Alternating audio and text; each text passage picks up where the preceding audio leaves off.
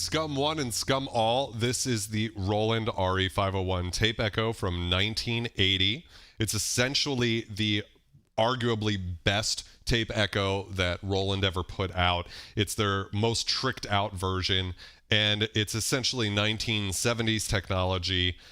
This version came out in 1980, but it's basically just the upgrade to the 301, which came out in 1977. More or less same internals. And we're pairing it tonight with this wonderful Roland SH-2. I figured we should have a Roland 70s analog synth to go with this 70s technology. And the SH-2 is in the venerable SH line. Probably the SH-101 would be the most famous of those synths. But one of the advantages to the SH-2 is that it's got 2 VCOs per voice instead of just the VCO and the sub. So let's go over real quick the essentials of what the RE-501 does. The most important thing is that it's a tape echo.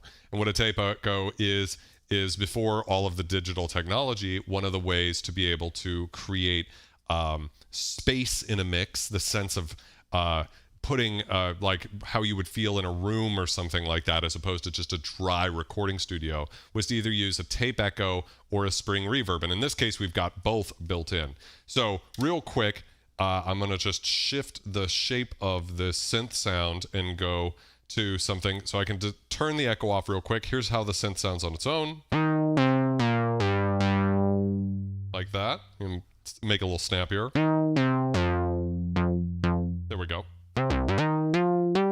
That's how the analog synth sounds on its own. And if I turn the echo on, you can hear immediately what it's doing, right?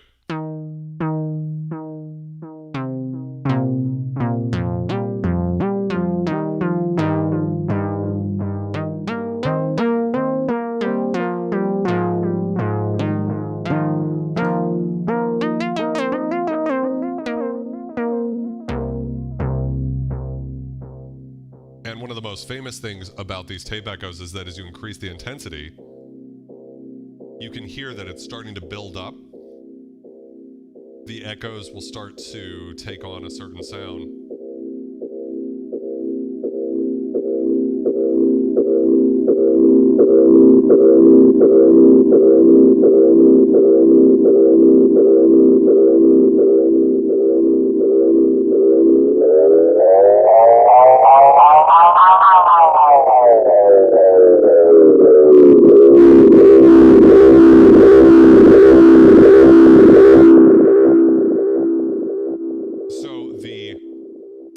Can actually go into full self-oscillation that way, which is what's made it so famous, not just for experimental synth ambient music, but for artists like Bob Marley use this quite a bit. I would say that it's probably most associated, this tape echo sound, with dub musicians. Shout outs to Dub in the chat. So yes, hey Jason, welcome to the stream. How's it going? Yeah, it's really a special thing. So that's the echo. We've got a few different modes. We'll get into that in a second. We also have an analog chorus. So that's what sets the 301, 501, and SR55 apart from the more typical space echoes, the RE-201, the most classic version of this in the green casing. But we actually have an analog chorus. So again, here's the synth on its own. And with the chorus engaged.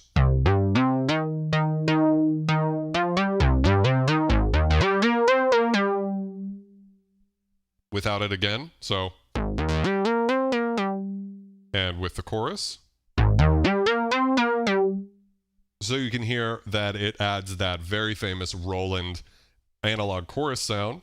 We also have sound on sound, so that's something that's new to this generation. This was the last generation of analog tape echoes Roland ever made.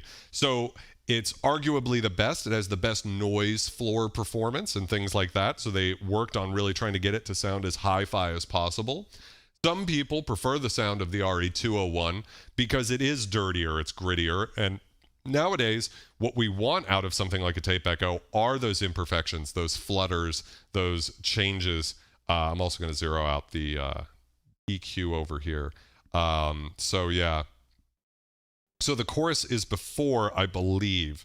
We'll get to that in a second. We also have sound on sound, so that works basically as the earliest form of looping, where instead of the echoes being canceled out over time, the sound on sound just keeps it going. So we'll check this out. So we'll go.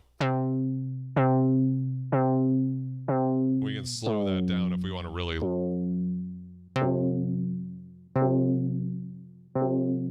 Probably not a good. Let's get a new loop going. Let's try something like.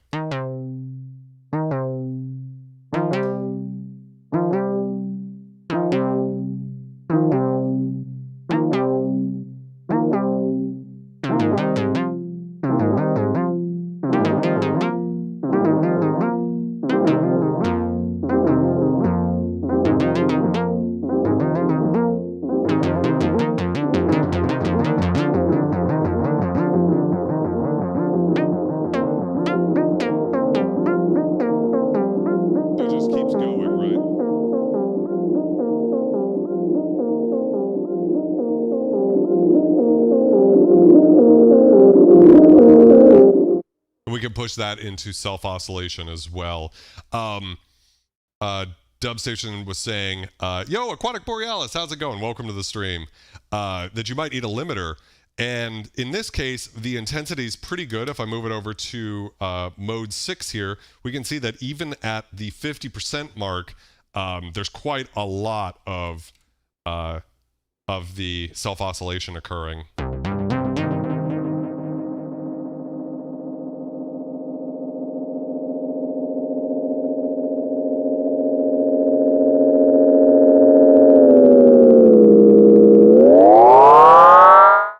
So yeah, this is, especially on the modes that use multiple heads, there's plenty of room to get the intensity. I think it's a little over spec, kind of like yours is, Dub, where it's, you know, I think you're supposed to be closer to 3 o'clock. Oh my God, it's starting to oscillate off of nothing. So yeah, you can just get ghosts out of the, yeah, listen to that.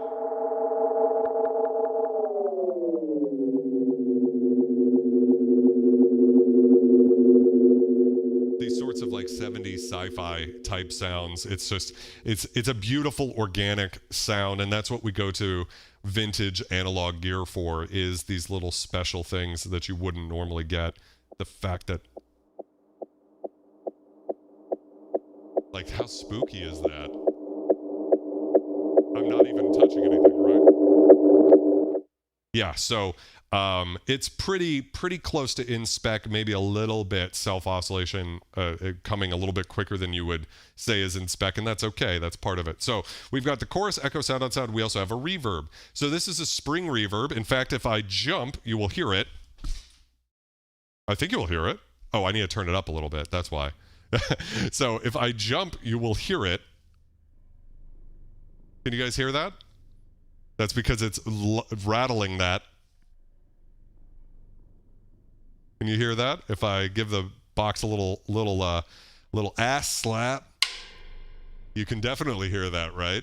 So that is a real spring in there. So before there was digital reverb technology, you actually had to use a spring, and it's essentially just wiring a spring in between two instrument cables like this. So if you could just imagine this cable having a spring in the middle of it that gives it that sound. So if I play a sound through this without the reverb, here's the synth again. I'm going to bring it up an octave. Right? There's that now with the reverb.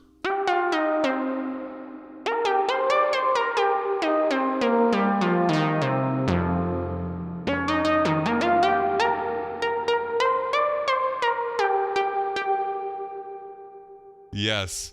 I ride Harleys. How's it going, man? Welcome to the stream. Total sci-fi sound from Aquatic Borealis. 40 Thieves says DJ Shadow had an album where he went nuts with this thing. Yeah, so that's the thing, is if you ever have the joy of getting to experiment with one of these ancient machines, they are not cheap. They are expensive.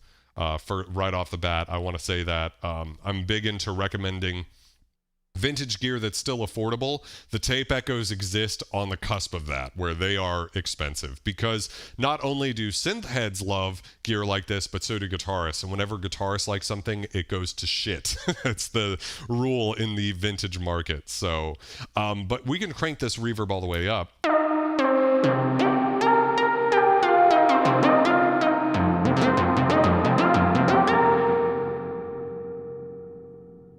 This is unaffected by anything else, but we can see if the treble runs into it. It does. So the EQ here feeds into the echo and the reverb. So if we want to get a bassier sound out of the reverb, make it really dark.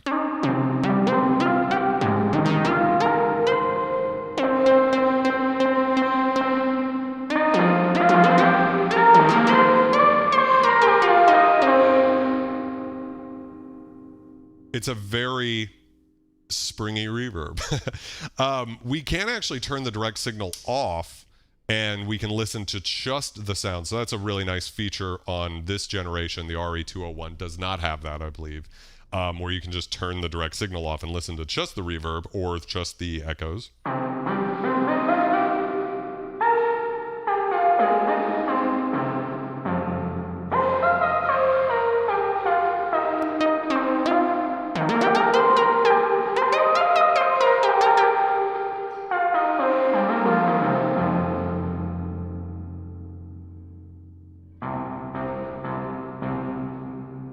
Johnny, welcome to the stream. So let's check out real quick and see if the chorus goes in to the reverb. So we should be able to do that by turning the direct signal off. I believe that actually, let's leave it on and see if we can determine it, because even if you turn, so I'll show this real quick. If you turn the chorus on and the direct signal's off, you'll hear just the, essentially a chorus works by doubling the sound, usually at least once. Back in the 70s, it would probably be once. Later on, it became more copies, especially with digital and ensemble effects. But essentially, one very, very short delay that's modulated to give it a little bit of that sound. So again, without chorus, here's the synth sound. With chorus, I'm going to increase the sustain so you can really hear the chorus.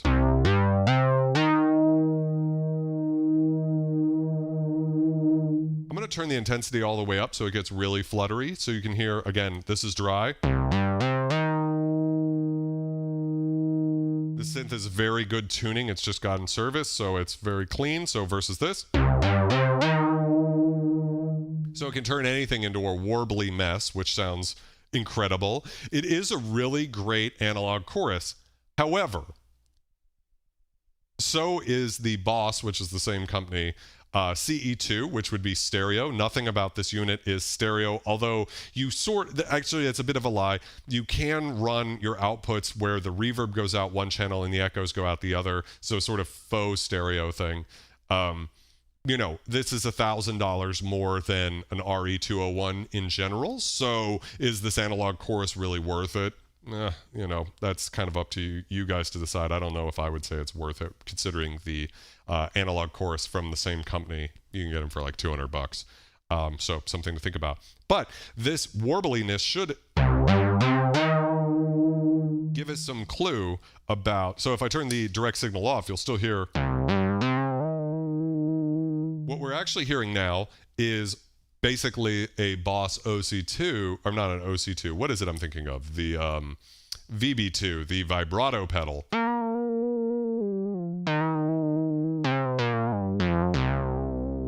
And just like the vibrato, aka chorus, on the CE2 and 3, to my ears, there is a little bit of squaring off of the triangle wave, where it's not just up and down, but it kind of gets stuck at the top and bottom. I don't know if that's just me, if I'm going crazy. I don't know if you guys hear that or if that's too much of a thing. John, welcome to the stream. How's it going? John from the Reaper blog. 40 Thief says, I have the Strymon Volante. It's a pretty good economic alternative, I think. Yes, I think that the tape echoes exist basically in the space of they are way too expensive nowadays. It would be hard for me to recommend them, except for some of the non-Roland tape echoes you can still get Korg stage echoes, and to a certain extent, I mean, the Maestro echo plexes still go for about $2,000, so you know that's a thing. But in my opinion, the Strymon stuff is probably the way to go for most musicians most of the time. This is a luxury product. It's a joy to be able to have something like this in the studio, but also one of those things where it's like, well, you know, it's probably a little silly to get in a modern context. But so that's just the vibrato signal with the direct signal on.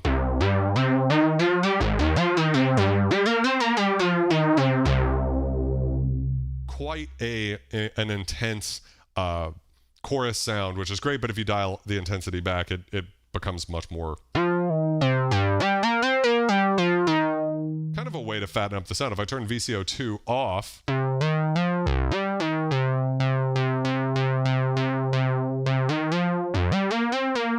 you almost get that like two VCOs beating against each other sort of sound.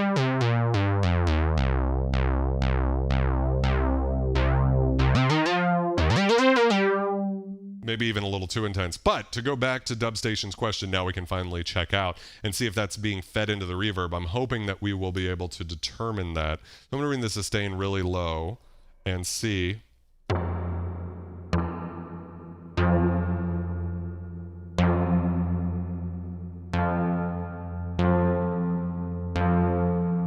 Okay, that tail, it sounds like it is going into the reverb because that tail seems a lot cleaner. Yeah, so it is being fed into the reverb, which is really cool. John from the Reaper blog says, I got lucky with an RE-150 for $340. That's sick. That's insane that you were able to get one for that cheap. That's a great price. It's been way too long since I've drank alcohol, so we're going to do that real quick. Just have a little sip for daddy. A wonderful Belgian beer. Yes. Johnny says the JC120 Roland amp had it too. Yes, it did. Is that the reverb, right? Or the analog chorus? I always get this confused. So let me know.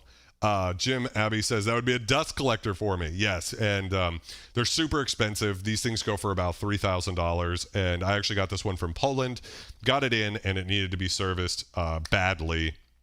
And that's sort of the nature of getting bargain gear on reverb, is sometimes you get lucky and sometimes you spend more than it's worth, and you know that's part of it, unfortunately. So let's check out and see if the chorus works on the echo. So I'm going to engage the echo. What am I doing? That's the... Where is my echo? Oh, wait. Yeah. Am I missing something?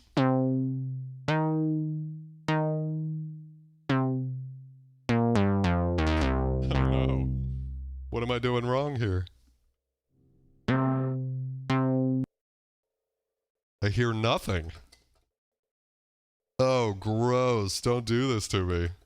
Not like this. Let me see. Let's open it up. Move this nice. I've been opening up a lot of gear recently. Something about reverbs, man. Let me unscrew this, see if we can go inside and see what's going on in here. Oh, God. Yeah, it's a lot of money to spend on something if it's not going to work. Yikes. That's what I do this for, guys. It's just so that you guys don't make the mistakes I do. Okay, the tape is going. So I'm actually going to grab the camera. I wasn't planning on opening up the unit, but why don't we just take a second here, and I'll put this camera back. And so you guys can see actually inside here that the, let me see if I can focus on that. The prime lens, so I got to do the focus manuing, but you can actually see that the tape is going around, crosses, those are the heads there on the right there. And that's the different delay times are determined by that. And then you can see it's just that magnetic tape going around, and it's really cool because it kind of just sort of swirls around in there. Very beautiful. So anyways, although that is there, I would love it if, put this back. Whoop, come on. Come on, puppy. Don't do that to me. Don't do that to daddy. There we go. That looks good. Let's see if we can diagnose my issue here. So when that's on, we should be hearing an echo. Check echo volume. All right, let's do the classic power off and on. I don't see why that would really change anything, but let's go ahead and try it out.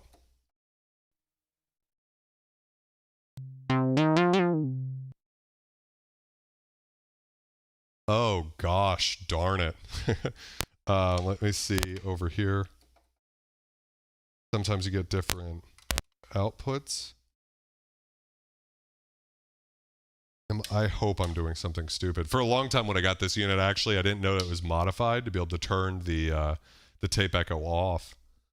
What could that be? All right. Let me see here. Yikes. Yeah, there's an emulation of the... 40 Thief says, yeah, there's an emulation of the RE-501 on my Roland MV-8000 Porta Studio. It's definitely a little different than the Volante. Yeah, I would imagine. Wow, this is upsetting. Oh.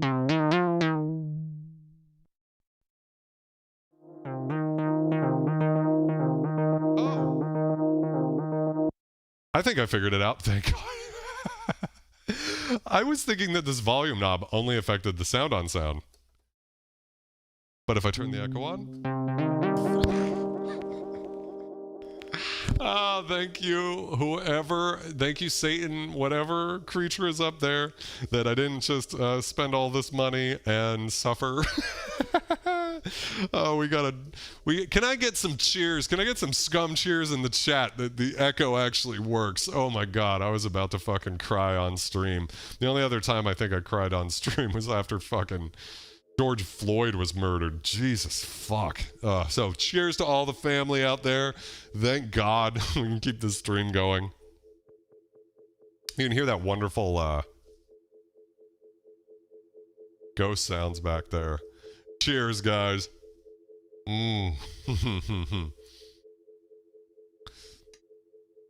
Yes, can we get some delay snobs in the chat for Dubstation? Because I agree, I'm a big fan. Big fan of delays and reverbs in general. So anyways, I can drop this back down and lock this in. So the original question was, before I had a panic attack, was I didn't realize that this was, so we could turn the volume of the echoes all the way up here. That's super cool. I didn't even know that. I thought you were sort of fixed with an amount. Let's go to mode 2, kill the intensity so we lose that little echo that's in there. And just turn the direct signal on. Wow, you can get very loud with that. Super cool. Walter, welcome to the stream. How's it going? My D50 buddy. Question, where do you get tapes for it? Best place to get tapes for it would be EchoFix. Australian company that specializes in repairing these guys, and they make the best echo or tapes for this. Enough so that the resident tape echo delay snob Dubstation Zero sent me a video actually where the guy was saying basically when it comes to repairing these that's like the only thing they use at this point. So let's try and see that, man, that intensity, you just get these little ghosts. Very cool. I mean, I need to do a sample library of just the ghostly sounds this thing makes on its own, right? But I want to hear if the chorus goes into the echo. So I'm using Echo 3, and the reason is because that's for the different echo types, we're going to go through them all, but this is the longest echo.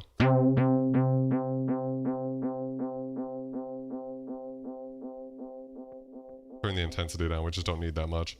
Let's try it without and see how the tail sounds.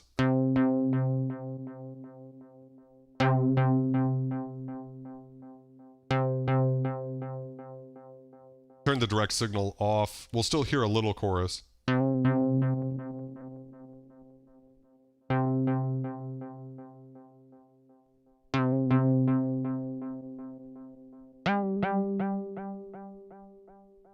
I'm going to turn the treble up, see if we can hear. I'm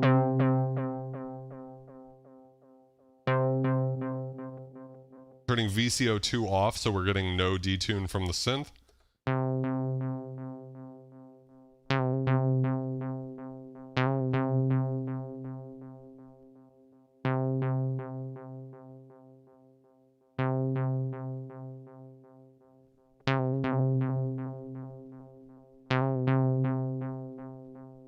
I don't know. What do you guys think? I actually don't know that I can hear the chorus.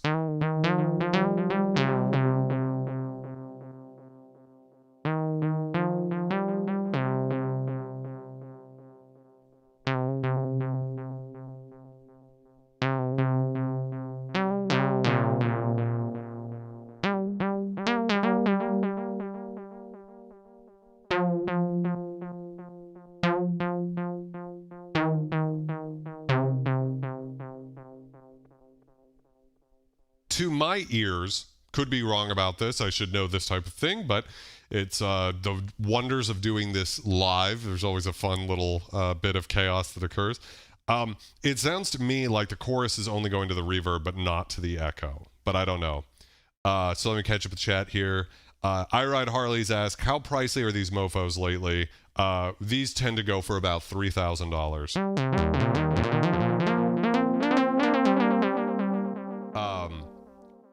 Johnny says Korg 2 makes a cool one. Yes, I would love to get a Korg stage echo. I've actually, like Alex Ball's video, I really thought when I heard it, I was like, that's probably like the coolest, grittiest, like, it's a little bit more hi-fi sounding than this series, but has a lot of aspect to it, for lack of a better way of saying it. So I would definitely be interested in checking out a stage echo at some point, and an Echoplex as well. Walter says, can I just say this thing looks well made? I don't think we'll ever see products with that much material used on them. Yes, I agree. It just comes from a golden era, a different time for instruments where they could really put a whole lot of hard work. It doesn't do it justice on camera, but when you look inside these things, it's like, wow, this is, they polished the metal in there and everything like that. It's just a different kind of era as far as that goes. Ultimately, that sort of stuff doesn't matter as much as how it sounds, but, it is nice to have your hands on these quality pieces of gear that were designed to be repaired, and, they're muscle cars, right? There's nothing in them that's digital that breaks. This is completely analog. If you need to fix one of these, it really is on the inside just a bunch of like transistors and shit on a circuit board that can be resoldered and things like that. It's not like today's gear where if it goes bad, you're out of luck. Dubstation says, it sounds like it's almost in parallel. Yeah.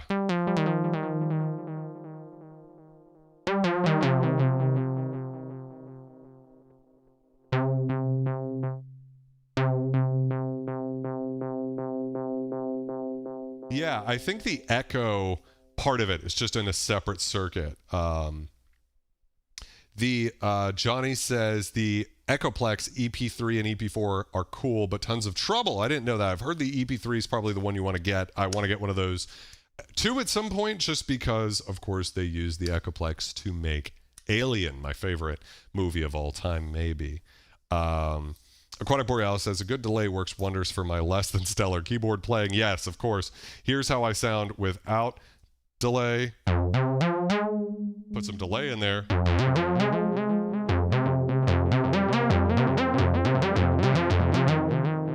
All of a sudden it's passable, right? So absolutely such a thing. I had no idea the inventor was Les Paul. That's crazy. No worries, I ride Harley.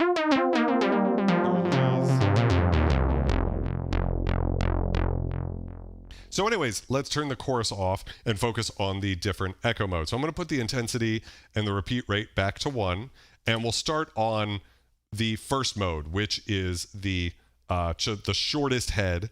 And this is slapback territory. So slapback is a very short delay. The Beatles used it a lot. You can still get some oscillation. And then, of course, the other thing, of course, with tape echoes is as you change the repeat rate, it changes the pitch, right? So I'm going to turn that back down. So we can check out the speed. So the fastest it can go, or sorry, the slowest it can go is... which is, you know, a slapback to me almost borders on blending into a reverb or something like that, where the delay times are tight enough that it starts to smear into a reverb almost. So when you turn the repeat rate as far down as you can, you still can hear discrete echoes. But then as we speed this up, and then faster, we can get all the way to kind of racquetball court type sounds.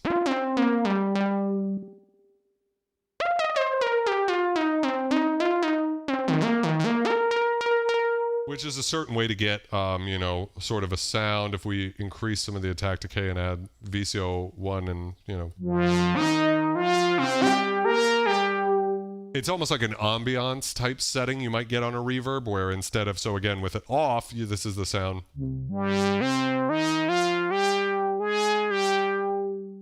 With it on.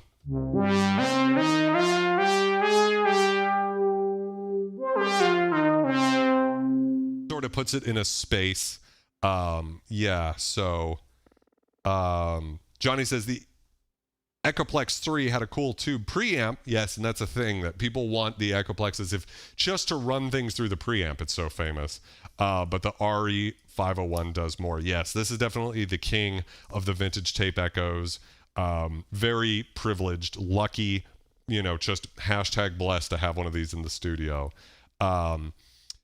Aquatic asks, sorry if you said already, what's the synth you got there? This is a Roland SH-2 from 1979. So this is a 1980s piece of gear, but essentially a piece of gear from the 70s. It's just the last version of the 70s technology. So I thought I should have a 70s analog synth. This is from 1979 and would go on to be replaced by the SH-101, the most famous of Roland's SH series, their most famous line of mono synths. The biggest difference in terms of features is the SH-2 does not have a sequencer, but the SH-2 has a second VCO. So with an SH-101, you kind of are stuck with, there goes my cell phone, some sounds that sound like, you know, this type of thing, like, let me see, whoa.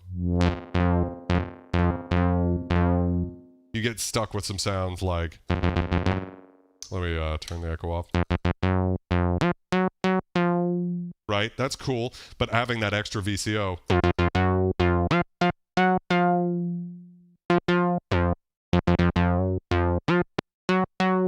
Very snappy, and then I could move it into wide mode here, and you'll hear that. We immediately get a much thicker sound. Even though the tuning is, you know, I've got a separate knob right there. It's I don't know if you can see it how well you can on camera, but you can detune this pretty far. If you want to get those sorts of, you know, types of sounds.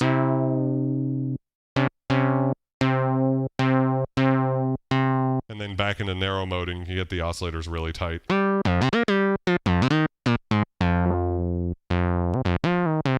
But it is thicker than just having a single sound. Anyways, back to the echo. Got off topic there a little bit. We have a second head here. This is a little bit slower, so we can hear the differences. So, wow, see, it does have that, it goes into self-oscillation, this unit, even at 50%. So I think I've got to run it closer to 40% so that it doesn't get out of control.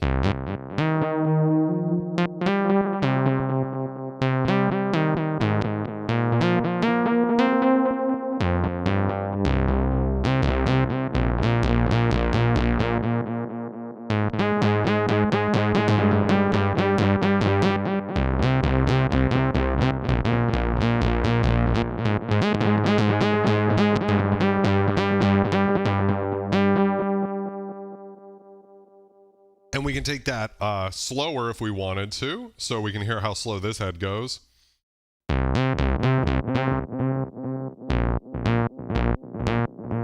Pretty slow.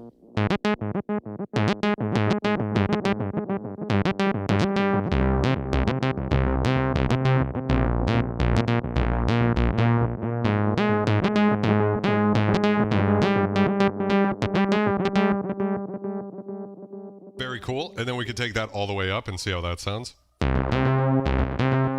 We're almost in slap territory again. But that seems slower than the slowest we can get with one. Let's see. Oh no, we can get slower with one at the slowest rate, but here's rate 50% on tape head 1. Tape head 2 at 100% is slower than that. So we've got these different ranges to play with. And then the third would be mode 3 here. Johnny says, 10 years from now, it'll be the price of a CS80. Hang on to it. Yeah, this is definitely one of the coolest synths that I have. Most unique. I love this synth. It is my favorite layout, I think, of all of the vintage synths. The way it's laid out is just very brilliant. It's all hands-on, a lot of fun. And it actually got me to ask the question, what polyphonic version of a synthesizer has Roland made that has all of these features, but hands-on control like this? And the answer is, it's not the Jupiter 4, because the Jupiter 4 does not have a second VCO. It's not the Juno 106, or any of the Junos, because it doesn't have the second VCO. So the cheapest polyphonic layout that's going to feel like the SH-2 would be something like a Jupiter 6, which usually go for about $6,000 and up. So this is a very special synthesizer, and it is 70s Roland as opposed to 80s Roland. So 70s Roland synths have a certain different oscillator tone to them from the 80s stuff. They're just fuzzy and bright.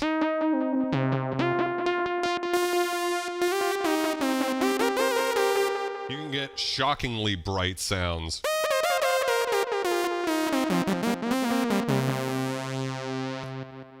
For a synthesizer, you know, we associate analog with being very dark. Certainly something like the Korg Poly 6 is going to be dark, but this can actually get pretty crazy. And then the resonance is pretty crazy too. Listen, I mean, it's just gorgeous, right?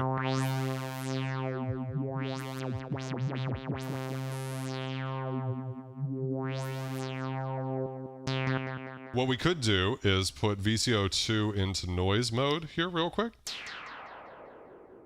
So now we can get into, and as we increase the resonance here, we could turn the envelope down, but the modulator up, and put it into, let's see here, let's turn that all the way up. And put it into sample and hold mode, and we can get some cool sci-fi sounds.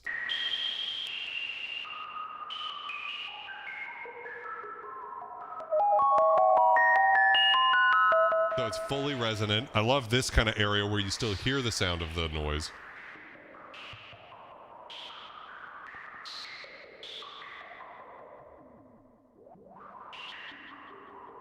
And then as we increase the resonance, we get into fully self-oscillating territory.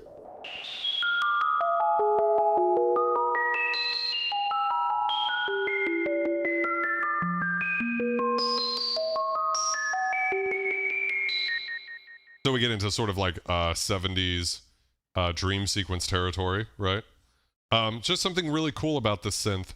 But anyways, we can go back to putting that on a sawtooth and get back to this sound. Oh, you wanted more echo on it, sorry. Aquatic says it's a good combo with the RE-501. So, truthfully, I picked this synth because I knew it would be a lot of fun to use with it. But in my experience, I would say where analog delay and effects really shine is actually with the digital synths from the 80s and 90s, because those synths have that like static sound that gets boring kind of quickly. They had to make up with it with all these different layers and effects and things. But if you take something like the Wave Station or any of those great legendary vintage digital synths, even something like the Kwai K1, the Proteus, the JD800, what have you, SY99, 77 for you, Dub. That's where it gets like glorious because those synths benefit so much from having a little bit of analog chorus echo. Because that's what we love about these pieces of gear is that when you hit the, you know, you get these pitchy things where it's not always right. It's not perfect, right? Versus like a digital delay, which would be super clean. We want it to have that wow and flutter from the tape echo. We want it to have that tone. So yeah, it's very cool. Moving on to 4, I think I'm going to open the unit back up actually here. You should try one of the digital synths with it. Well, maybe I'll wire up a digital synth in a second here and just, you know, turn one on off camera or something like that so you guys can hear how that sounds for the fun of it. We can hear that it's starting to feed back a little bit. It's amazing. So even at 40%, it will start feeding back, which is pretty intense. But I believe in the chart here, it says what the different modes do. Oh, I don't know if it does right here. We could look it up online. Oh, nope, here we go. Head 4 is playback heads 1 and 2 combined. So those are the 2 short ones. So real quick, let's just go. We got the little slapback one. Echo 2 is the slower kind of, it's where you're into discrete echo territory. Right? If I move it over to 4, now we're going to hear both of those at the same time. And that's where the magic of this unit starts to happen, where we start getting these really, you can hear that oscillation happening. I almost have to take it down to like 35%. That's where we start getting these really thick, complex, sort of chorusing, cascading raindrops of echo as opposed to a dry digital echo. For me, if I'm going to have a digital echo, it's almost always going to be time synced to whatever I'm playing, sort of a la The Edge from U2 sorts of sounds, because that's what sounds good with digital delay. But what's so interesting about this type of delay is not only do you get those pitch artifacts and the artifacting, distortion, crunchy darkness of one of these units, but you also, when you have these multiple taps, the fact that they're not rhythmically correlated to the music you're playing, it doesn't have to be at 120 BPM or whatever you're playing, isn't a problem the way it would be if you have just a discrete echo. If you have a discrete echo and you play like a piece and it's not in the right time, you know, it can be very weird, right? It can be like, ooh, that echo's like kind of annoying or whatever. But when you have more than one echo, it starts to no longer correlate sonically to a BPM, and instead you can just play it and it's more of a spatial thing.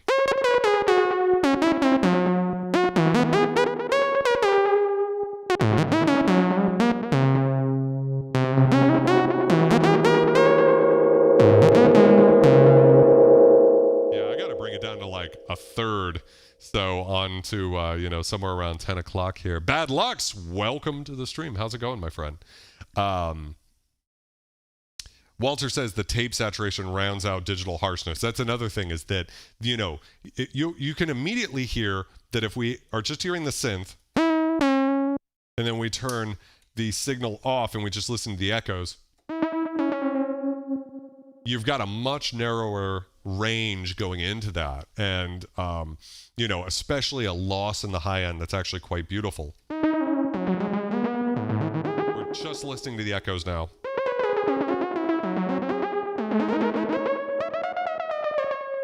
And you've also got the warbliness from the tape, which is so amazing.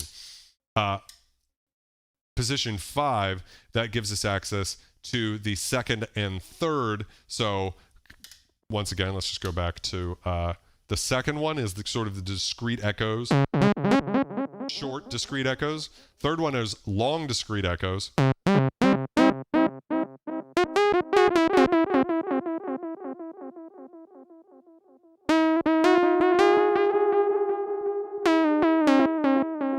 I'm sorry, I didn't mean to just lean in there. There's something I noticed about this that I have to show you guys. This is too funny.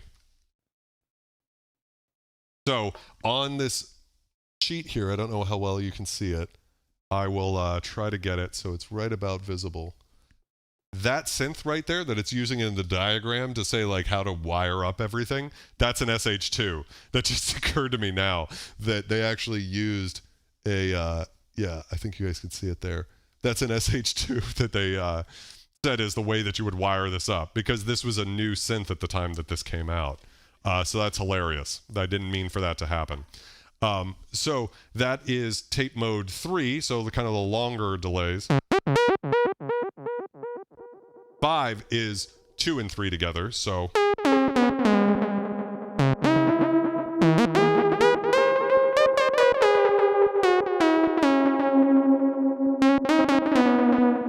Let's try that with the chorus just to double check.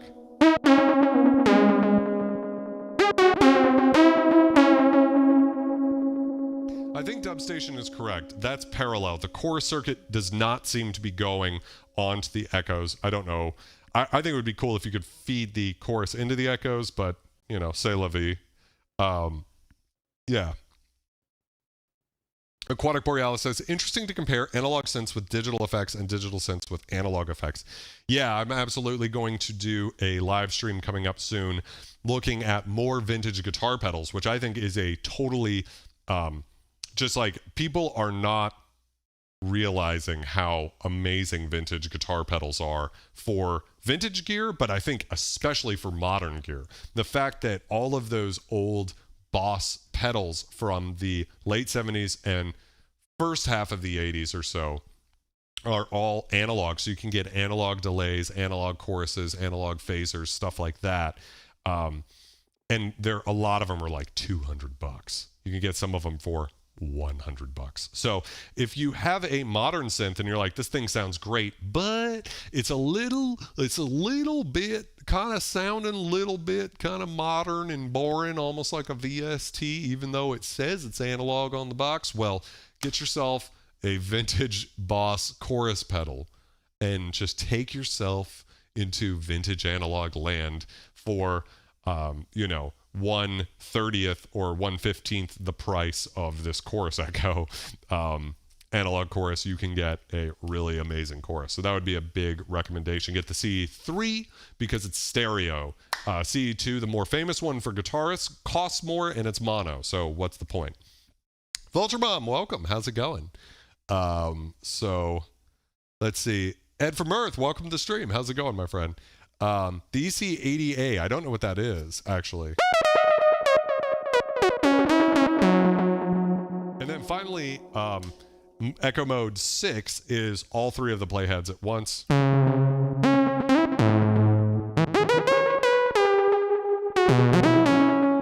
You really notice the warbliness on this mode.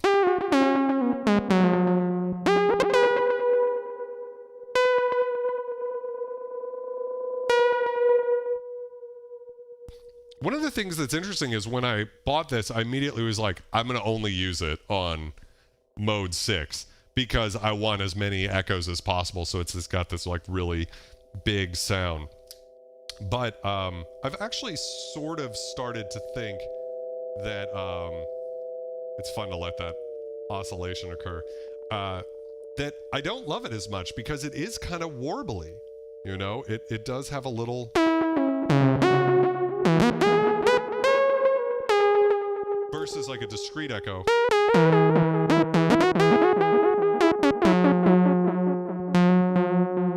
I guess mode, I think it's that head is where we really get some of that.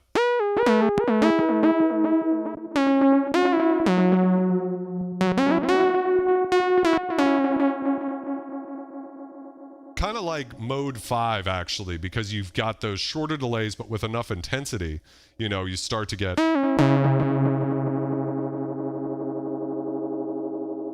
plenty of space, for sure. Plenty of space.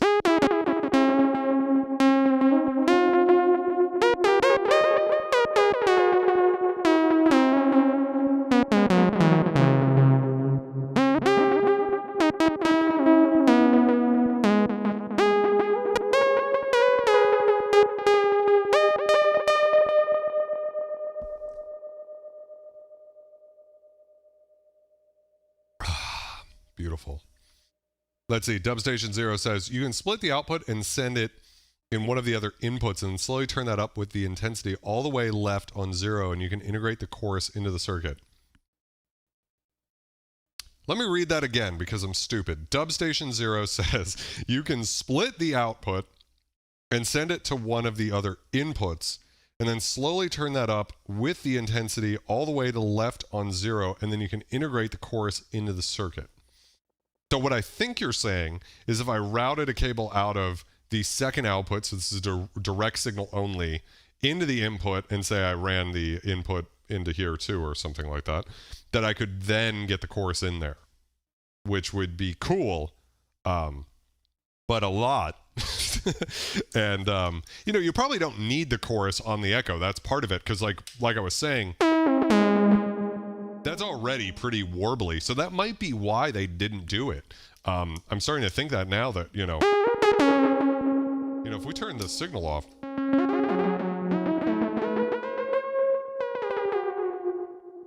you know, you can get quite a quite an interesting sort of a sound there for sure. Use the preamp knob as your new intensity knob. Wow. That's crazy to think about. So Eric Walker asks, how much does the tape itself matter? It is tape, right? Yes. So earlier in the stream, I actually showed the tape up top.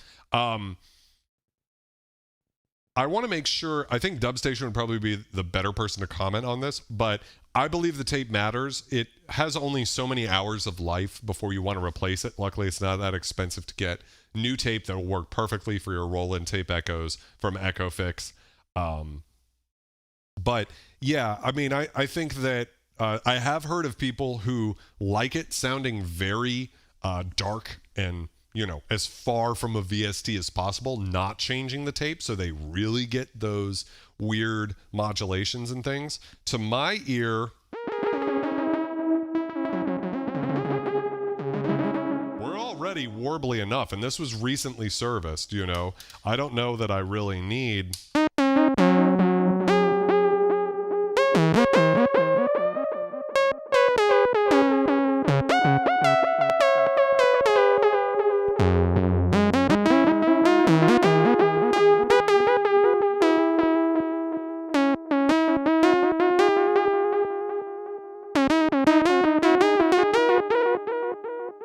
You know, like, it's already pretty goddamn analog. And, you know, there's always the debate about, do you want the RE-201, 501? 501 supposedly higher fidelity. To my ears, is still dramatically more analog sounding than even the emulations of this, where it gets very... You know, you're hearing these like little bits of noise and things in there too. Completely rebuilt motor and everything. Like, you know, this has been fully serviced, and this is as high, like as good as it gets in terms of tone, which I think is awesome. I'm not saying that in a negative way, but just, you know, I wouldn't want to let this tape get old and grody. I don't need any more grime than what this thing is already pushing out. Sorry, that was a bit of a ramble. But Johnny asks, what was the mod done longer echo? I don't know about that. So the longest echo we can get is on mode 3. Still isn't that long. I want to say it's something like 500 milliseconds.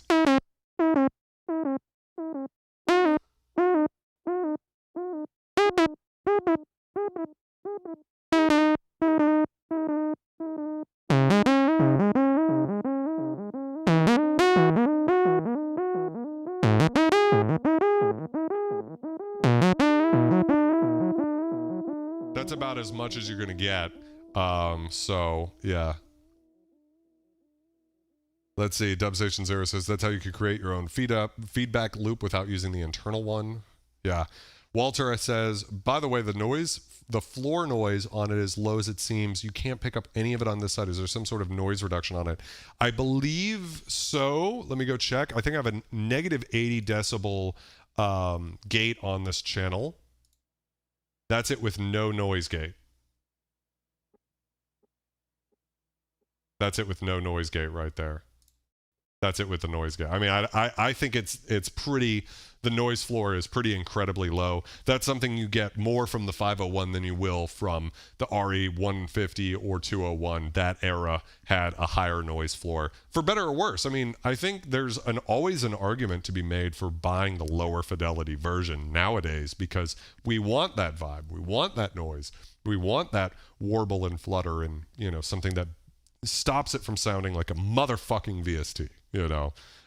So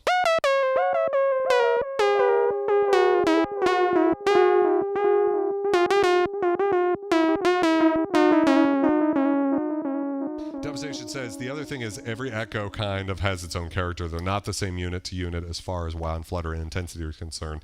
Yes, I noticed that before I had a different tape in here. I've now had 3 different tapes in here. And I do feel like this tape is a little warblier than the one I had before I had it serviced, actually. It needed to be serviced badly, but just going off of it, I'm like, yeah, I kind of feel like I'm getting a little bit of more, but I don't know if that's just now that I've had the time with it, I'm noticing it more.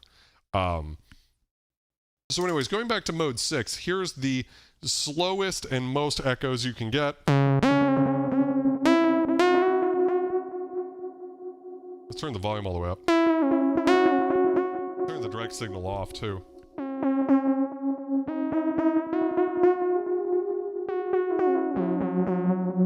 You really do hear those discrete echoes still. I think I like mode 5.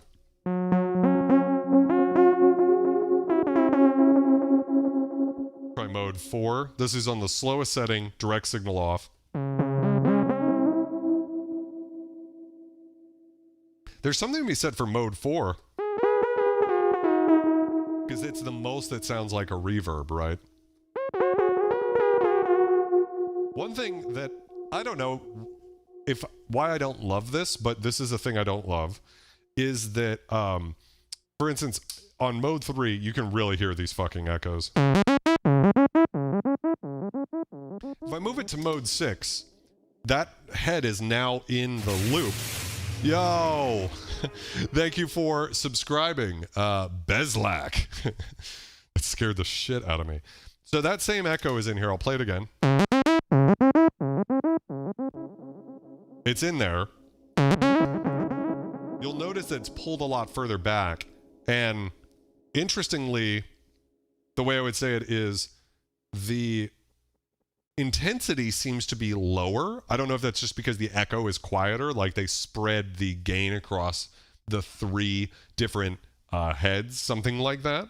But it has a tendency to go to self-oscillation more.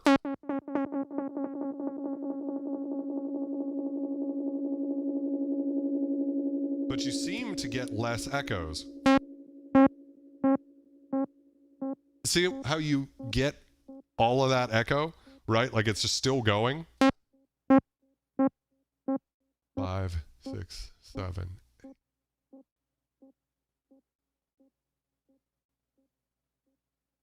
So you've got basically 16 echoes there that you get off of one hit, whereas over here,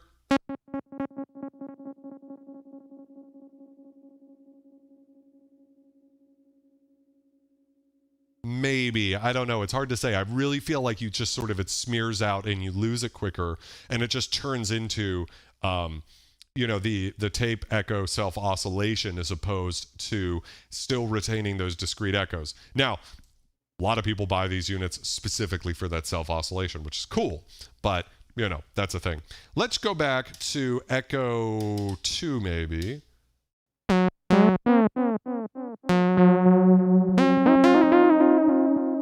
Kind of a medium echo tempo. That way we can check out the EQ section. So we have an EQ section. We could take the bass out. Almost more of an echoplex type sound, right? We could take the treble out if we want to get super dark with it.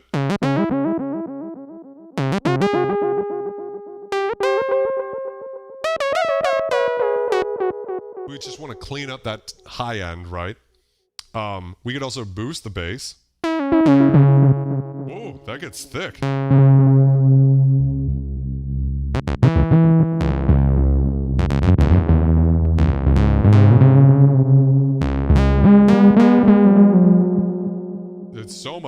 end. It almost feels like a lower octave or something like that. And then we could do the same. We could boost the high end. And this is where it gets interesting. First off, am I hearing more hiss? Not really. But you really get this sort of like high mids push. It's not so much treble as it is high mids.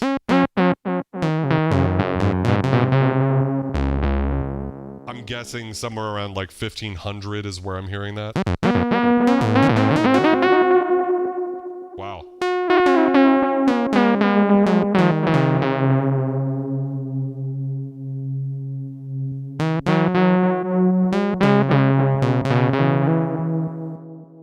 Versus.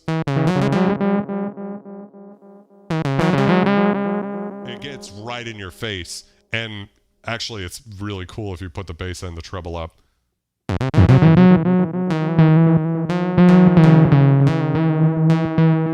the volume down. So maybe we'll try doing this. We'll see how it sounds with the bass and treble up, you know.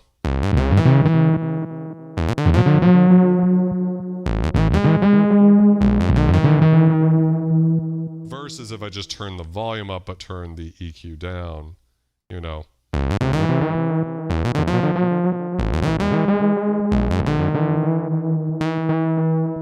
You definitely get a little bit more, to me, you get a little more attitude if you crank that EQ up and just turn the volume down to compensate.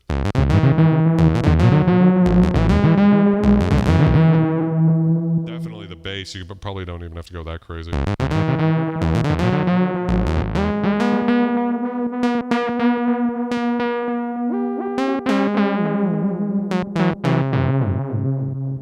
Yeah, pretty crazy.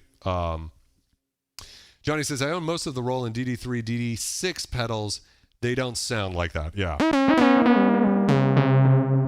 It's very hard to get this sound without something like a tape echo, aside from the Strymon stuff. And, you know, I think Valhalla's delay plugin gets pretty damn close for all intents and purposes. It's pretty damn good. I didn't mention this. We could also put this on single mode, so we just have a single delay.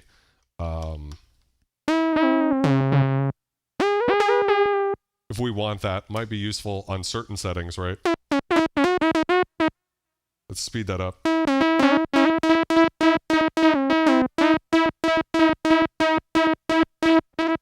We can get it to where it's the same tempo.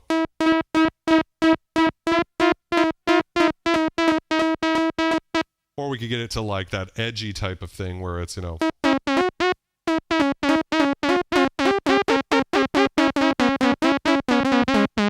Right? With it on.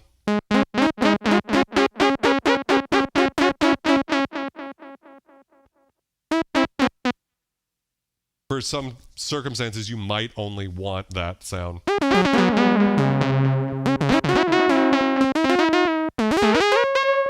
I actually kind of like it for a lead type sound where, you know, you have like a little...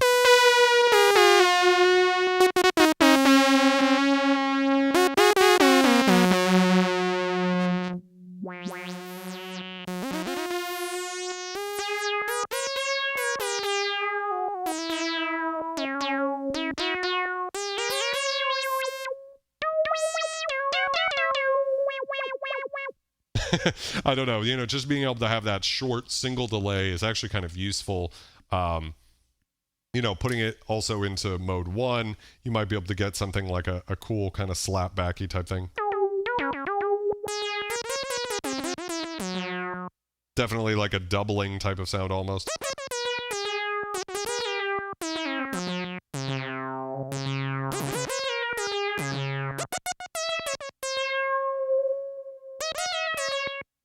Machine Storm says, Eventide and Sound Toys ain't half bad. For sure, I use the Sound Toys stuff quite a bit as well. Eventide I need to get into because the YouTuber and my boy Madera uses Eventide Space, and his fucking reverb mixes always sound just like, God, I wish I was as good as that guy. Like, they just sound so good. And I want to be able to do that sound with Valhalla, but there's just something about like the Eventide Space that just sounds great. So, yeah. Aquatic Borealis says, I know you're not super hyped on VSTs, but Beardy Man did an astonishing demo of Object from Reason. Check it out. I definitely will. Beardy Man's awesome. And I actually do use VSTs quite a bit. I'm not a gear snob in the sense that I like only use vintage gear.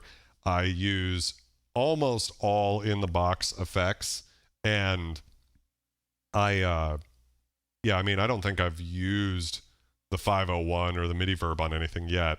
And the other thing is that even for synths, I do go to Omnisphere quite a bit, just because I'm like, I kind of want to get this type of sound. Omnisphere can do it. It's integrated with Keyscape. So say if I want a piano sound in there that's kind of piano hybrid synth sound, Omnisphere all day long. I love these ancient pieces of machinery. It's so much fun, and it's such a privilege to be able to actually use some of this old gear, but I don't know that, I've said it a million times, I don't know that it really translates to the final product. I think we'd like to believe it does. I mean, don't get me wrong. If you were to use like not a great VST, and maybe even to a certain extent Omnisphere, it would be hard to get it where you turn this on and get something that's as out of tune sounding as this.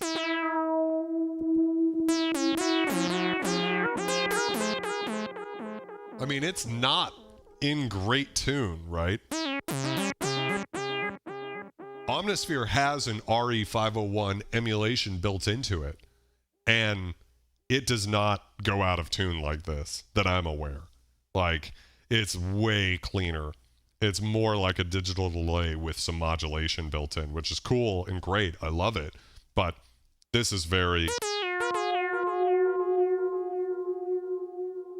The wow and flutter is pretty extreme, so I definitely want to check that demo out. Thanks for letting me know, Aquatic. Let's see.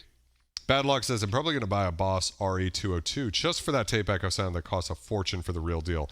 Yeah, I checked out Jorb's comparison of his 201 versus the, the Boss 202. And, you know, I thought they both, like... They sounded different for sure, but I would say, like, I wouldn't, if I watched that whole video, or I didn't watch it, I was blind as fuck like Lemon, and I just, you know, just was hearing it, and it was like, which is the tape echo and which is the delay pedal? I don't think I would have been able to know. There were differences in things like time and oscillation and things, but it was pretty damn good. And whatever differences are there, you probably can hear when you're listening in isolation, just like this.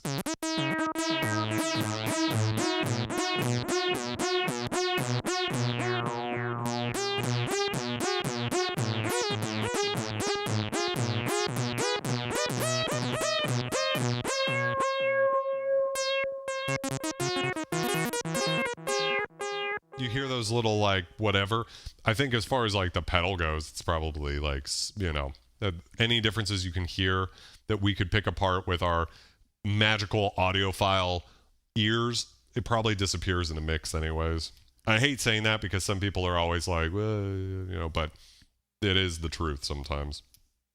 Let's see what else we have here. Johnny says an Eventide 3000. Yes, I would love to get my hands on. Is that the one that has the crystal echoes setting on it? Because that's very cool and would love to have one just for that.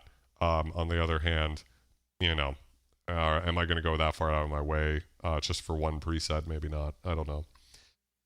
Michael Mays, welcome to the stream. How's it going, my friend? Speaking of other YouTubers, did you check out that Ken Highway? I did not. Oh, I'm so fucking stupid. Sorry, it's been a rough week. I will get there, Michael. I appreciate you keeping up with me on that.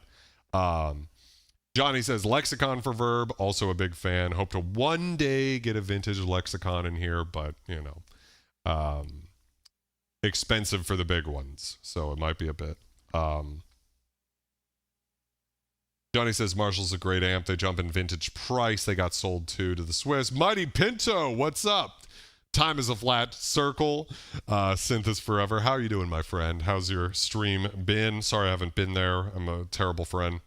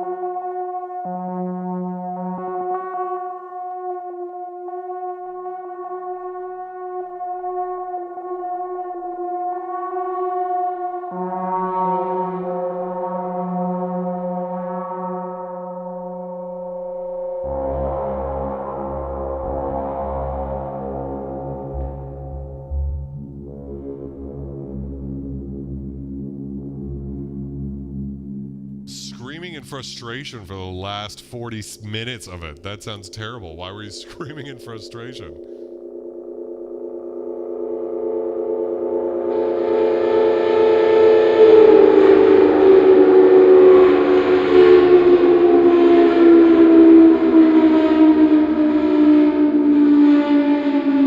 I guess we're just going into like a sound design stream for a bit here now.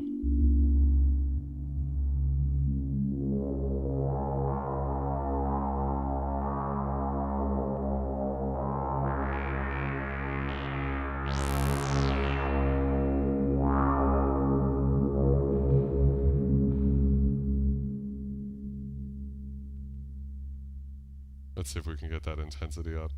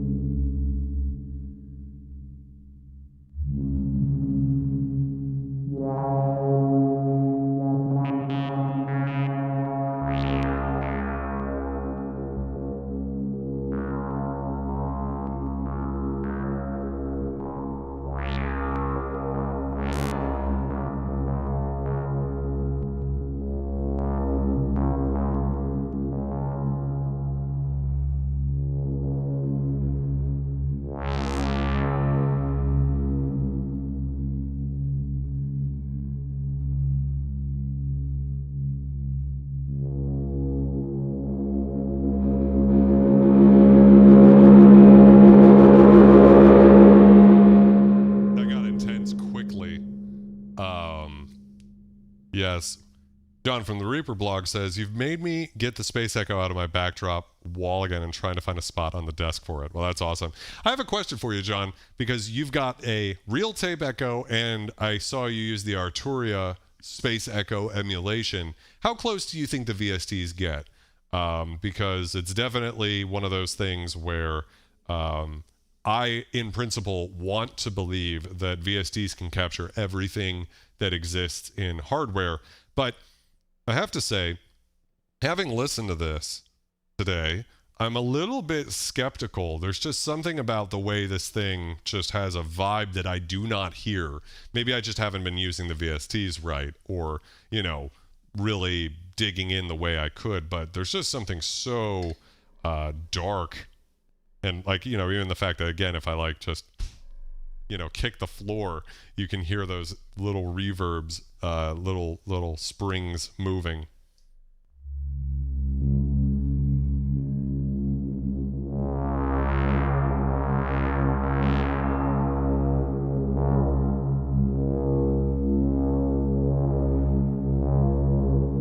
That one boss fight that made me grind my goddamn molars. Sorry about that, Pinto. Sounds nothing like yours. That's interesting because that's sort of what I'm believing now that I've had this time with it.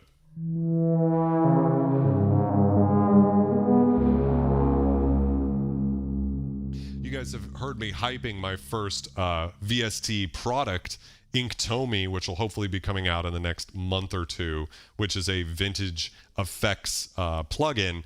and it will be cool when it's out, but it will not sound like this. It will take a lot of work to come up with something like a VST version of this that I would be happy with, because I don't want to sell anything that would not do this justice. And I'm not saying the other manufacturers' products don't. I'm just saying that this to me sounds completely different than anything else I've heard. And that's a very special thing.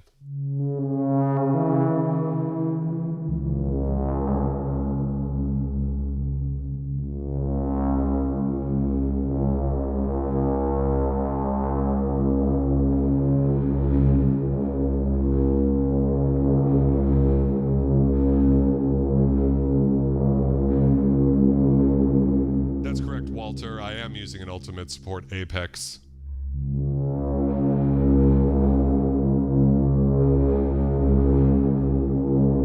Bad Luck says, I once heard that a tape has a way of capturing the energy of a room, hence why tape can have more vibes compared to digital. I don't know what it is. You know, I don't want to venture, because if I venture a conspiracy theory about how this gear works, I'll always get smacked down in the comments usually. It just seems to have a just something unpredictable about it. And I think that's a big part of what the digital stuff tends to miss, is that, you know, if things are always predictable in the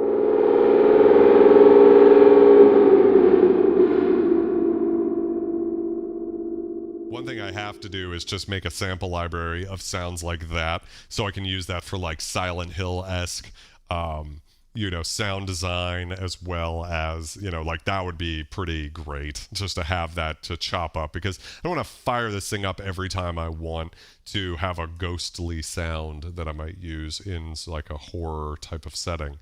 But this shit's great. But yeah, there's just something about like, and I think it's the same thing with analog gear. The fact that it doesn't behave the same way you want it to every time. Yeah, with the volume all the way up, you can really hear that, like, if I jump, you guys hear that? It's like, it's pretty good. Love that. Machine Sword says, my last reverb gem, the Samsung Conspiracy. I've never heard of that. I'd love to hear that for sure. Johnny says, Arturia, great VST recording to bedroom jams, but on stage, hardware shines for a good PA. VSTs get real thin sounding in a big room. Yes, they both have their place. Yeah, some unpredictability for you. I feel like I was just in a sci-fi horror. Yeah, you can get a lot done just with this intensity knob and repeat rate.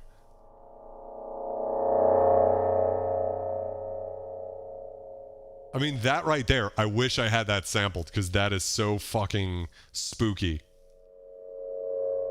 And each time I pull it up, we get a slightly different...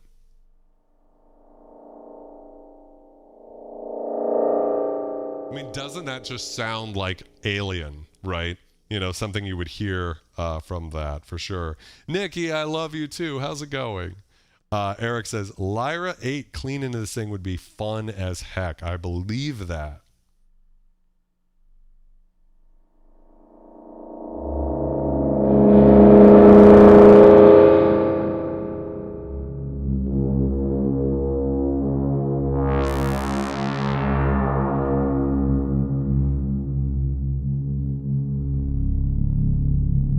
Get that sub in there. Going for that Alien 3 soundtrack type shit.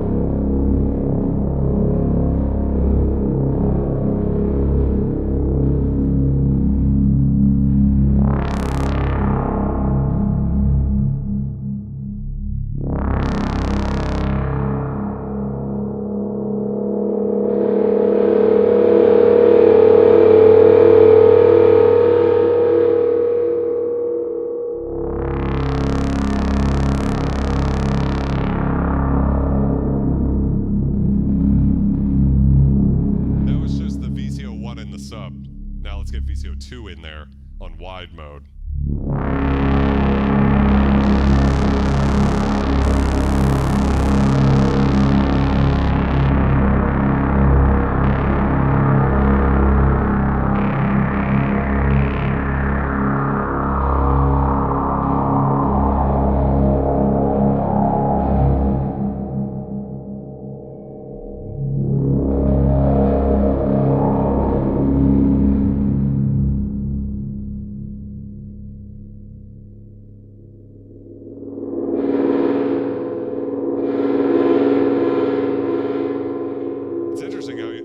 Of that reverb spring.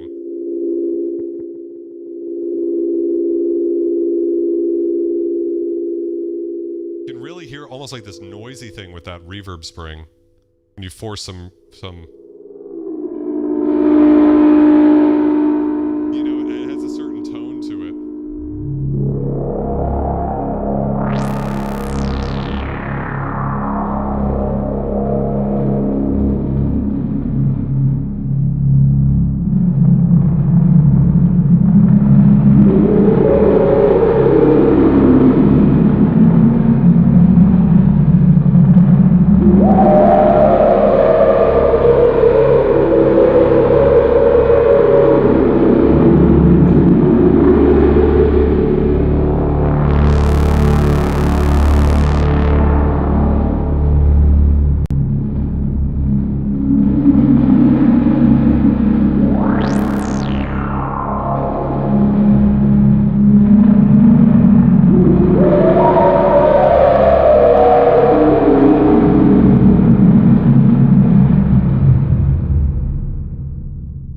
Basically straight going to hell.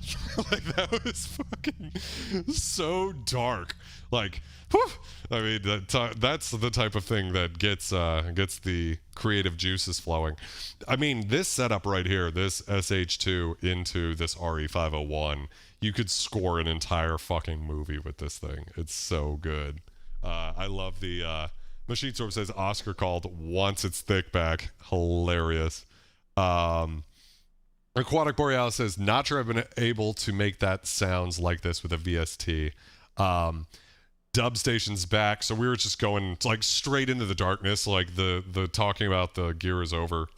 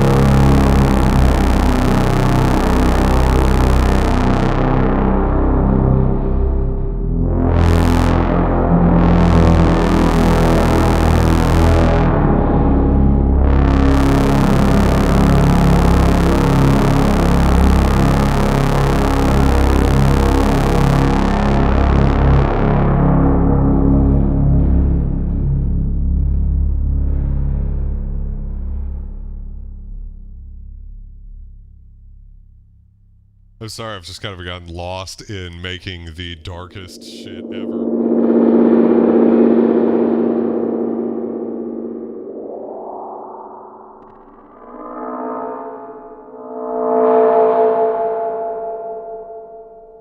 Oh my god. Yeah, so that's the RE-501. Jesus Christ. That is insane. Mighty Pinta says that's a Blade Runner 2049 shit. Donnie Carter, welcome to the stream. Yeah, it's pretty fucking epic. It's yeah. Michael May says screw calling it a chorus echo, it should be called the ominous omnichorus. Yeah. Oh my god, it's just so much power there. Yeah, just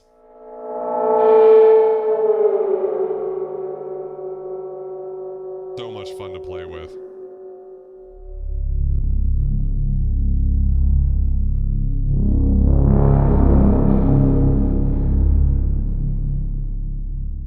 Yeah, so I feel like I've done justice to at least explain the basics of what's going on with this thing and everything you can do with it. So I might as well jump back over here and we will, let me know, guys. Oh, it's going. Let me know, guys, if you want to hear some more stuff with this in the future. Or, I guess this would be my question, guys. I want to do more varied types of streams. It's still feeding back. I'm gonna just turn it off so we don't get any runaway feedback while we're hanging out here. But I would love to know, you guys, if what types of streams you'd like me to do in the future, because one thing is, for the past year or so, I've made it my mission to just cover all the gear I have in this room and make sure that every single synth and every piece of gear gets its little moment in the sun on this channel. But I would love to know, going forward, what ways I could maybe combine different gear or do different types of live streams that would be interesting to you guys, worthwhile. I was having a blast there just with jamming out on that. I mean, it was crazy. So, definitely cool. Jim says, I like the slow attack feel of that. Yeah, big fan of that. Michael May says, something about it reminds me of the Crow scores. I actually haven't seen those movies, which makes me the worst goth of all time. Bad Luck says, for the small price, $2,000, the ominous omnichorus could be yours. Fortunately, they tend to go for like $3K. I decided to go ahead and splurge on that one because I wanted to... One of the things I like to do on this channel is... I don't know. I have trouble with like mid-range things. I'm better with like underdog synths like the Kawai K1, where I'm excited about that it's so reasonably priced. Thank you to everybody, by the way, who's been checking out my top 5 vintage synths for beginners video. It's had a great response, and that's really encouraging. Anyways, keep going here. And then a lot of the times when it comes to buying more expensive gear, I'd rather get the most tricked out version, so there's no lingering part of me wondering, like, ooh, what if I just spent a little bit more, gotten that special something, special little magic that's missing here. What I can say is, in my estimation, something like the RE-150 or the RE-201, which you can usually get for $1,000 or even less. You can get those RE-150 sometimes for pretty darn cheap. If you can get one of those, I would recommend that over the chorus echoes. They just are so expensive because they're rarer, and I don't think... I mean, we barely touched the chorus. It's a cool analog chorus, but you can get one of these guys. Here, check this out. This is a Roland /Boss analog chorus that you can get for like $200 right now on Reverb. And it has stereo outs, completely analog, and you have a rate and depth knob instead of just an intensity knob, which is nice. And you can do the same thing where you can put it into vibrato mode, which is super great. And so I think that vintage effects pedals are way underrated for synths. I think guitarists know about them. Guitarists are all up on the vintage pedals game, but us synth heads need to catch up. So for sure. So anyways, let's see here. Let me catch up with the chat real quick. Johnny says, thanks for taking back in time. It's so cool. It is my pleasure, Johnny. Machine Storm says, recreate Project Pitchfork and Evil Toy sounds. That would actually be a lot of fun. I've thought about doing streams where we recreate songs. I've just not been sure about the right way to present that, in the sense of, let me present it to you this way. The question is, if you don't mind recreating the sounds on any synth, it's fine, right? But I think a lot of times people want to see the synths that were used on that song, and especially because I'm into vintage synths, I think that expectation is there. On the other hand, a lot of the bands like Project Pitchfork and that kind of new dark wave type sound that came out, they were using a lot of VSTs, you know? So then, am I just doing a stream where I recreate it all in Omnisphere? I mean, that's kind of a thing too. Plus, I don't mind not getting monetized, but it won't get monetized, or it will be monetized, but the money will go to the artist, not me. So YouTube's rules are kind of funky. I think YouTube's pretty damn great. You'll hear people complain about the algorithm and everything. Algorithm has been nice to me. Algorithm loves what I'm doing, and the algorithm has never been a dickhead to me. So I appreciate the algorithm. I love my robot overlords. But if I do anything that, like, for instance, I played Dire Docks through the SY99 over here, just as the intro to the stream, because I was like, oh, finally, I've got a vintage Yamaha that does the DX7 high times preset, but with chorus. I mean, that's like the dream, right? Turns out he actually probably used a JD800 to make that sound, unfortunately. But the thing is that whole stream, the monetization got sent to Nintendo. So I actually edited that part of the stream out, just because, I mean, it's not a lot of money, but it all adds up, you know? And right now I don't make almost anything off of YouTube because it's still a very small channel, but I want to make this as much of, dedicate as much time to this channel as I possibly can. Things like buying Diodes and Rust, the plugin I came out with. The link should be in the description, as well as it's free to members of this channel. So if you're not a member yet, that's a really great thing. Plus you get all of the custom emojis that we get, all of the scum and everything. So yeah, it would definitely be a lot of fun to do that type of stream, but the monetization would go someplace else. You know, which at the end of the day, not the end of the world if it was something that people found useful. So just, but I thought I'd say that. Jim Abbey says Blade Runner / Crow. I'm a huge Blade Runner fan. Aquatic Borealis says, whatever sound design you are passionate about. Love that. Thank you. Bad Luck says, wait, Kawai K1 versus the Roland RE-501. That would be a lot of fun. It's like probably the cheapest piece of gear in the room versus the most expensive. I guess the MIDI verb was slightly cheaper, but I mean, you can get a Kawai K1 for $300 right now. Craziness, you know, one of my favorite synths. It really does sound good. Even when I was recording this video that went up this last week, I was shocked at how good that synth can sound. Reverb Block says, plus a good spring reverb pedal. So I do not know what a good spring reverb pedal to recommend would be. So if you've got a good one, let me know, because all of the vintage stuff is more like the RE-501, where it's pretty damn expensive, and I'm just so lost in vintage land that I often don't, you know, get the opportunity to check out what's modern. But I know they make good pedals nowadays that have spring reverbs built in. Eric Walker says, just discovered you recently. My SQ80 showed up yesterday. Sound design on any synth is awesome. I did do a sound design on the SQ80 stream back in the day, so definitely worth checking out. I know it's in my synthesizers playlist below. We checked out the SQ80 last week, but just some preset sounds. If you want to learn how to program it, I, you know, break the surface on sound design. It's difficult for me to accumulate all of the info that you need for doing vintage synths every week.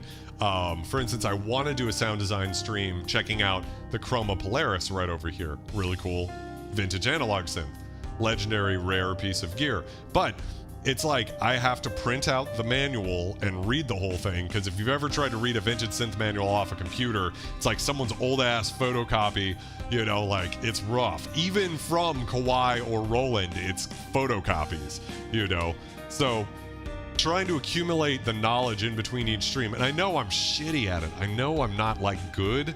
Like, you guys see that every stream. I didn't even know how to fucking work the goddamn volume knob on the RE-501 today. I thought it was just the volume knob for the sound on sound.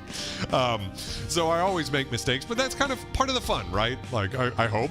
Like, it's real. This is what it's like to be a musician. It's not super polished on this channel, ever. Jim Abbey says, because I play in a band, I keep my gear basic, and that's a good idea, my friend. You've also got some great gear. Minilog XD, Monologue, Wave State. You don't really need a lot else other than that. Like, that really covers the ground. Dubstation Zero says, the Boss C300 was one of the best purchases I've ever made. Magic in a box, I can only imagine. That's gotta be special. And, you know, glad you got it when you could, because those things go for a lot. Yo, Orlando, Cyclone Industries. Sorry, I'm just catching up with the chat. How's it going, my friend? What's up? Just finishing up the stream here. Machine Storm says, all 90s, so mostly analog hardware. That's probably correct. I was probably misspeaking earlier. Johnny says, Whammy Pedal DoD FX258 Line 6 FM4 made for guitars. It works great with synths. Definitely have to check it out. Got a read on the toilet, I think you're saying there? Jim Abbey just created my first custom oscillator with the Korg SDK. Just learned how to do it. Dude, that's crazy. That's awesome. God damn it. I wish I had a prologue. I'd love to check out your custom oscillator. So cool, dude. That's really cool. Tell me about it. Bad Luck says, sorry, what was the chorus pedal you recommended again? So the famous one for guitarists would be the CE2. This is a CE3 from Boss. The reason I recommend this for synths, though, people will argue that the CE2 sounds a little bit better, but they're essentially the same circuit, both analog. I think this has an extra knob for the stereo mode settings here. But what makes it really important is it's got the stereo outs. So in the world of synths is different than the world of guitars when it comes to chorus. All guitar playing still to this day is mostly mono. You take a guitar, you plug it into an amplifier, it's coming from one source. In the studio, you might use some gear or some VSTs on a clean part to give it some ping pong echo or something like that. But essentially, the mentality is still that mono path, right? Synths have always had this sort of stereo quality to them. Well, maybe not always, but certainly starting in the 80s. So having stereo outs on a guitar pedal is huge. There is another good one, but this is I'll stay with this. This is the recommendation, one of these guys. There are other really cool analog stereo chorus pedals from the 80s, but this is probably the easiest to recommend. And Boss is the same company as Roland, which a lot of people don't know. So not just the company that made the synth and the RE-501 we were checking out this week, but synths like the Juno 106, which have the most famous chorus of all time. So that's why I'd recommend this, is it pairs really well with synths, because it's the synth company making a chorus from the 80s, an analog bucket brigade chorus. So yeah, there you are, Bad Lucks. Johnny says, kids love the VS streams do 2 pieces of vintage gear. They see how cool an MS-20 is, they want an MS VST. I mean, there's nothing inherently wrong with that. I'm working on building a VST synth right now, and I don't think I've talked about it too much on this channel, but we're getting really close. I tend not to like talking about things. I've been working on it for over a year, but there will be a VST synth based off of one of my favorite analog synths coming up, but you know, it's going to be months, because it's a lot of work making your own VST. And I was talking to John from the Reaper blog about, you know, he was saying, you've got so many synths, you should sample them and release sample packs. And I would like to do that, but what I think would be even better is to combine a sample pack of one of these synthesizers, but with the synthesis and things like Inktomi's effects and all of that to be able to create something really cool. So, yeah. Michael May said, I'm so tired of photocopied PDFs from the 70s. Me too. The fact that I have like the hard copies of the manuals of the D50 was the only way I was able to program that. Because if you try to, like, it sounds stupid that you actually need the paper, but you really do need the paper when it comes to trying to program this shit, because it's just so frustrating. Yes, Jim says his SDK will work for the Minilog XD as well. It'll work for the Korg NTS-1, I believe, right? It's all unified, so that, you know, it's that same log SDK. I think the drum log uses a different SDK, but still super cool. Aquatic Boreas says, why do they have stereo on a guitar pedal? I don't know. Like, to me, it seems surprising, but there were companies that did it. Let's see. Let's go ahead. It's the end of the stream. We're just hanging out, so there's nothing wrong with me spending a little bit of time showing off a couple of things. I definitely want to do a stream comparing a few of these vintage pedals, so I know I'm off camera. Give me a second. I'm coming back. Daddy's coming. Okay, here's a couple more. MXR Stereo Chorus. The big boy. You can see it's someone replaced the knob with something else. Also stereo out. You can see it's got the in and the stereo out here. This is my favorite, I think. This one's really wide and really thick. Just really cool stereo chorus. The C3 is almost a little bit, you know, if you go back and watch the vintage synths and vintage effects pedals stream I did, it's subtle. It's not massive. Like, it's really good for stereo widening. Here's something I haven't checked out on stream yet, but I will the next time we do one. This is the Dimension C. So Roland, I don't know if everybody knows this, the Dimension D was a very famous, very expensive piece of analog rack gear that Roland put out that was used on it was basically the de facto studio analog chorus. And what made it so special, as compared to choruses that have like a single bucket brigade delay that, you know, sort of did the, you know, triangle shape back and forth warbly thing, what they tried to do with the Dimension D was reduce the depth and the sonic artifacting of the chorus, but add more taps, so you get like a more, just a stereo enhancer. So this is a really cool pedal because this is the recreation in pedal form. I wouldn't be surprised if this doesn't sound as good as the Dimension D, but the fact that you can get one of these for about 250 bucks instead of $2,000 is pretty great. And so I'm really excited to shoot this out versus the Boss C3 at some point on the stream, because you know, so there's a lot of options. It's surprising. Anyways, I didn't really answer your question, Aquatic. I think what it was is, like, you know, the 80s was the decade of excess, where guitarists had like 14 fucking amps on Marshall amps, like cranked to 11 on stage. So I think it just was the first time where it seemed reasonable that there was these multi-amp setups that rock stars were using, and it would make sense to actually have a left and a right. I don't think anybody in the 70s was really thinking that way. Johnny says, check out the Line 6 FM4. They're getting rare, but it's a synth in a pedal. It's what Buckethead uses to get his synth sounds from his guitar. I'll definitely have to check that out at some point. Bad Luck says, great prices for that Boss C3 on Reverb right now. Insta-buy. Yeah, I mean, I try not to encourage people to do impulse buys, but that one's really good. The Boss DM3, which is the DM2's the famous one. DM3's almost the same, actually has another knob, I believe. This analog delay, really great. I want to do a video shooting out this versus that, because 501 or an RE-301's roughly $3,000. Again, you can get these for about 250 bucks, both analog. This won't give you the warble of that. But this can sound really good and very analog. It is analog, but it sounds analog and can do that.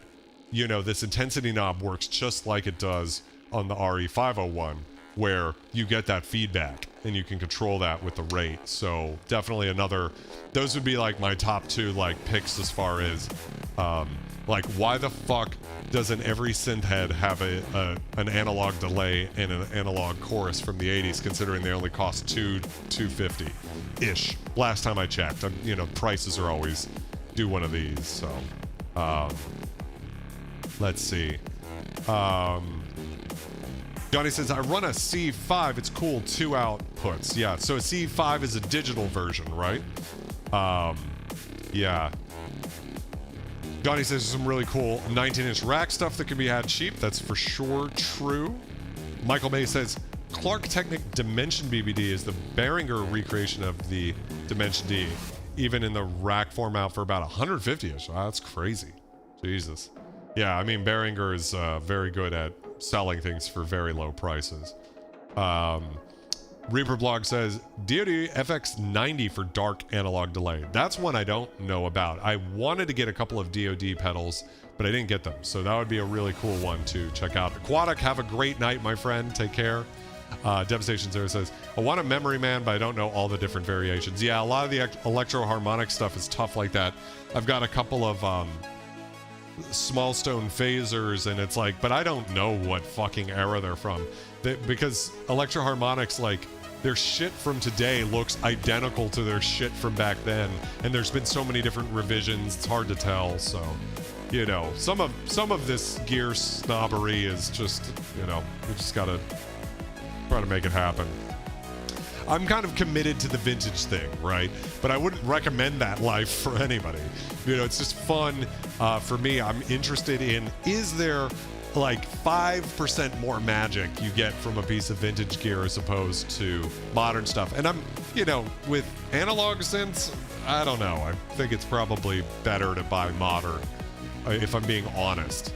You know, someone in the comments of my most recent video was like, I want an analog synth that has velocity and aftertouch and has like on panel controls, and he's like, it just doesn't exist for any sort of price when the Behringer DeepMind 12 is $800. And it's like, I can't argue with that, right?